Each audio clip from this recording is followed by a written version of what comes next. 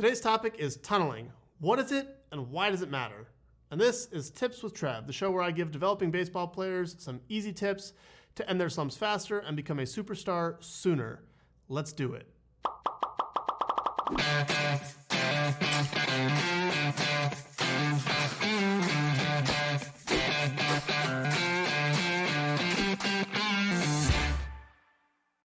All right, normally I don't have any props with me, but some friendly commenters have said in the past videos that seeing some visuals might be helpful. And I think for this topic specifically, visuals will be super important. So tunneling, it's been talked about a lot. I'm sure you've heard it on ESPN. I'm sure you've heard it on Pitching Ninja and wherever else. Your local coach probably has said it to you before, but what is tunneling? That's the first part. And then why is it important? Okay, so I'm not a very good drawer. But imagine a tree with one trunk and then a bunch of branches that come off of it. We're all familiar with that, all right? If you turned that on its side, so now the trunk was going sideways and then the branches were splitting off in a bunch of different directions, that's what I think tunneling is. Each of those different branches would be a different pitch type, but they would all start down the same line on the trunk, and then they would go off in different directions. So I'm going to attempt to draw this. We have a tree. It's going to be a skinny tree. And then you have this branch that goes here. You have another branch that goes off over here. And a couple like this. And then you have this branch and that branch and this one. All right, here's my colorful tree. So if you turn this on its side, and you imagine that the mound is over here, and the plate, let's see if I can do this, is there. This would be your tunnel. And all your pitches would start off down the trunk, and then some would dive down here, and some would stay straight, and then some would go up, preferably, if they could.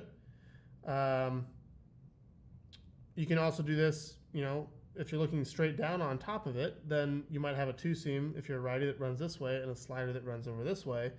But you can see how this kind of looks like, if you turn it this way, a tree.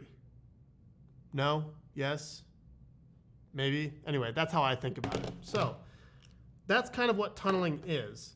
Let me give you a couple better examples of what I'm talking about. So let's say you have let's pick two pitches, a fastball and a curveball, right? And we're going to look at this from the side. So I'm a righty, so I'll talk about it as if I'm a righty. If you're a lefty, you can flip it around. So on the left, you're going to have your strike zone, and on the right, you're going to have your rubber. And I'll put a little mound on it so we all know what we're talking about. So here's our little setup. And you might have a fastball that starts off, and you want to throw the fastball down in the zone. So the fastball is going to look kind of like this, and then you obviously want to throw your curveball down in the zone, but in order to get the curveball down, it's going to have to start and look kind of like this. Okay, so here's our first setup. You have your strike zone, so this is the top of the strike zone, bottom of the strike zone. You have your mound and your pitcher up here, and he's throwing these pitches. Well, at no point do these pitches look like a tree trunk. So when the hitter is looking at the curveball in green, they can see it pop up quite a bit. Whereas when they see the fastball, it starts off pretty straight and ends up at the bottom of the zone. So that's not tunneling. Let me draw another example here for you to show you more so what would be tunneling. So we have a same setup and we have our same two pitches, but now if we throw that fastball at the top of the zone, it looks kind of like that. And if we throw the curveball at the bottom of the zone, it looks kind of like this. So now you can see the fastball up here and the curveball down here, but over here at the for this part of the flight,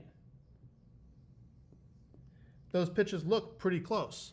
It would be hard for a hitter to identify exactly what each pitch type was because you don't see that big pop that you saw up top. And so this is why throwing fastballs at the top of the zone has become more important. There's other reasons for it, but it hides the breaking balls. So you can throw a fastball and you can throw a breaking ball that looks the same, and then the breaking ball goes down and the fastball stays up, and so you get this deception.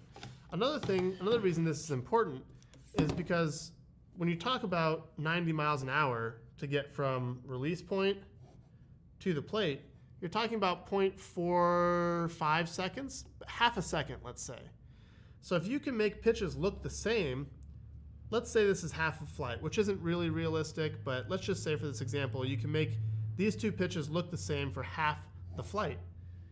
Well, then the hitter has to make his decision on whether to swing sometime in that half a flight. Reaction time for hitters is 0.2 seconds, something like that. Some of the best guys can, at the big league level, can do it in 0.16 from the time they decide to swing till they get the barrel in the zone and contact the ball. But let's just say it's 0.2 and it's average, and the ball gets there in 0.45 seconds. That's about half the time. So if they don't make their decision in this first half of flight, they can't hit it. They don't know what's going to come. They don't know where to position the barrel. It takes away all their reads. So that's a good thing for pitchers. Whereas in this example, they might identify the difference way back here, and they might have a lot of time to read these pitches. So this is the example, again, looking from the side on what a fastball at the top of the zone and a curveball might look like and how you can tunnel those. So the same thing can be said in for left and right. I'll draw a really quick one before we move on here. So if you're looking straight down, so now you have a plate, and you're looking straight down on it, so you have your rubber over here, you might start a fastball, and it might run arm side. So let's say you throw a two-seamer as a righty, and you want to throw it away from a righty, so it might start off on this line over here and come back a little bit. And then you might want to throw a slider that is backdoor, and so your slider might start off over here and come back to this side of the plate a little bit. So you'd have this look. Your two-seam starts off and you throw it, looks like it's going to be outside and it comes back and hits the corner, and the slider looks like it's going to be inside and it comes back and hits the corner. But at no point do these things match up. So there's early recognition on the ball going left or right or this way, so the hitter can get some early information on it. So if we do that again, but instead we choose to throw the fastball inside and the slider away, then the fastball inside might look kind of like this, and the slider away might look kind of like this. And now, again, we have this distance. So you can kind of crisscross them and overlap the trajectories so that these look like they're pretty much the same for, again, close to half the flight. And then the slider ends up slow and over here, and the fastball ends up hard and inside. And so you're taking away the hitter's early reads on what that pitch is. And that can only be good for the pitchers, because then you can create deception. So that's what tunneling is, and a little bit about why tunneling matters. Let's dive in a little bit more onto why tunneling matters. If you've watched my last video where I talk about hitter attention, then this will make a little bit more sense to you. If you haven't, go check that video out. It's the last tips with Trev. But if you draw a hitter's attention to a specific location and a specific speed, he will get better at hitting that specific location and speed the more you throw it there. So let's say I throw, let me draw a strike zone here. I'm facing a righty. Yay, here's my stick figure righty. Is that good? I don't know if that's good. That looks pretty bad, but whatever. If you throw this righty 5 pitches in this up and in location, all fastballs, he's going to be able to be better at hitting that. He's going to start saying, okay, this guy's trying to get me out up and in. I'm going to start swinging at up and in fastballs.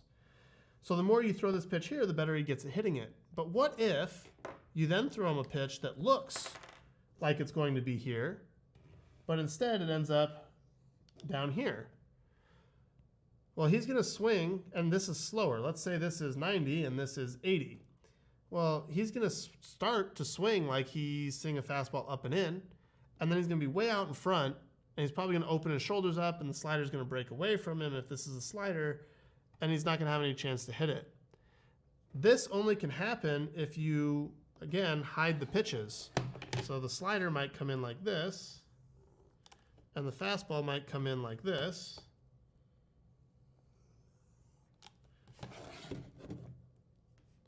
And that is tunneling. So you show him a pitch that looks like it's going to be a fastball inside after you've shown him some fastballs inside, and then you throw him the slider away. His body goes this way, the slider goes the other way, and he's out.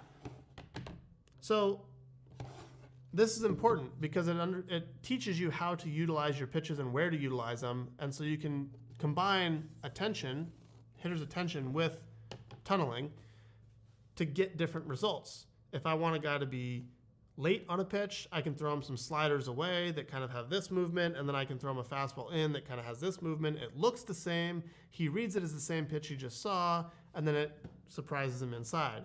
If I want to get a guy to swing and miss at a curveball down below the zone, it's probably more effective to throw him some high fastballs that look kind of like this, and then a curveball that starts there and then drops and is slower. So that's what tunneling is, why tunneling matters, and a little bit about how you can use tunneling to your advantage to trick hitters' eyes and to get them off timing and miss barrels and strike more people out. So that's all for today's episode. Hopefully you didn't mind my drawing too much. It was pretty bad. I'll get better at it.